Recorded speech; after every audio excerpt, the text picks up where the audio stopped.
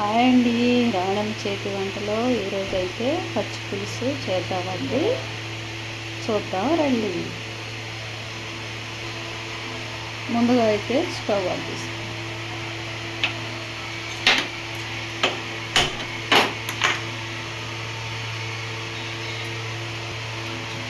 గిన్నె పెట్టేసుకుంటాం.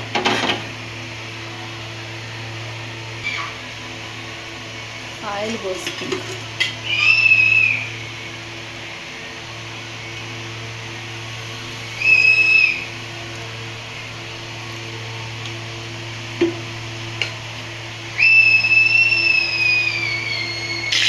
ఆయిల్ అయితే వేడెక్కిందండి. పోపు గింజలు వేసేస్తాం.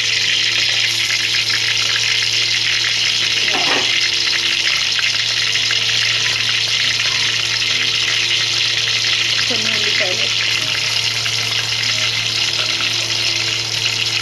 చిన్న ఉల్లిపాయల రెప్పలు పచ్చగా దంచి కొన్ని.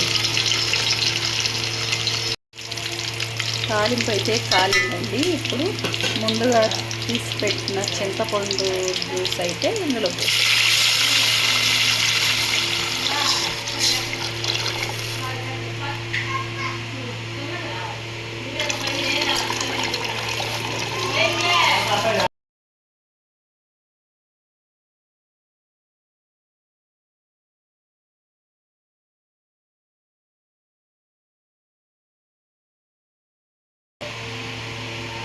ఉప్పు ఒక చెంచా వేద్దాం.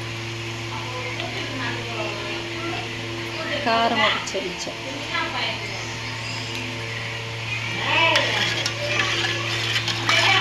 కాసేపు మరగనిద్దాం. ఇందులో పోపులో వేసుకున్నాయి కాకుండా మళ్ళీ కొన్ని పచ్చి ఉల్లిపాయ ముక్కలు అయితే వేద్దాం.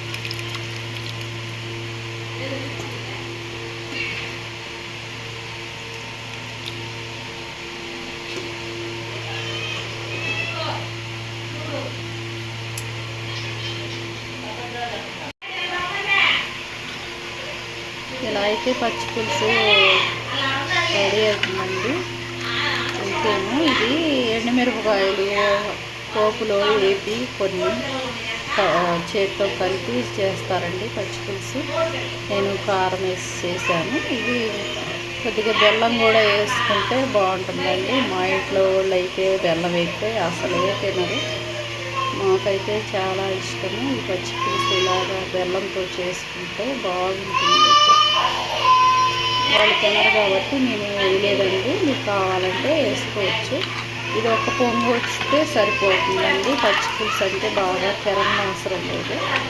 కొద్దిగా అట్లా ఒక పొంగు వచ్చాక ఆపేసుకోవచ్చు.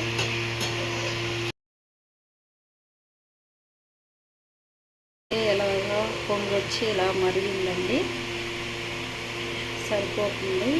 ఈ వీడియో కానీ నచ్చినట్టయితే లైక్ చేయండి. ఆపేసుకుందాం.